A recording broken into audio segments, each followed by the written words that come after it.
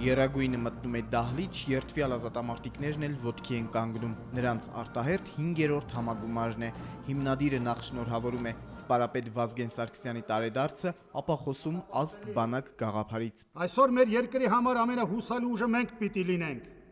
Մեր հավաքականությամբ, ազատամարտիկի անկոտրում ոգով եւ մեր մարդունակ բանակով։ Ռուբեն Գևորգյանն ընդգծում է, որ ապրիլյան պատերազմում թշնամին համոզվեց, պատերազմը միայն զենքի կռիվ չէ։ Պաշտպանության նախարարն էլ ասում է, որ ազգ բանակ ասելով ինքն առաջին հերթին նկատի ունի սահմանը հսկող զինվորներին եւ ազատամարտիկներին։ Մարտահրավերներին դիմակայում ենք նրանց շնորհիվ, սակայն նորերը կարող են լինել ցանկացած պահի։ Նման պայմաններում յուրաքանչյուր աշխարհազորային պիտի հստակեցնի իր անելիքները եւ առաջին հերթին հիշի զգոնության պահպանման եւ դեպքերի ցանկացած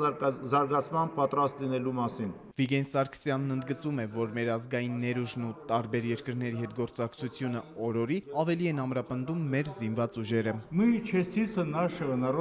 Մենք մեր ազգի մի մասն ենք, որ դժվար օրերին կարողացանք ստեղծել մեր պետությունը եւ պահպանել նրա անկախությունը։ Մենք անցյալի ու ներկայի կապող օղակն ենք։ Երդվյալ ազատամարտիկների միության հիմնադիրը խոսեց նաև ազգային ժողովի առաջիկա ընտրությունների մասին եւ նշեց, թե միությունն ու մետալու իր քվեն։ Երդվյալ ազատամարտիկների միությունը սատարելու է Հայաստանի Հանրապետական կուսակցությանը,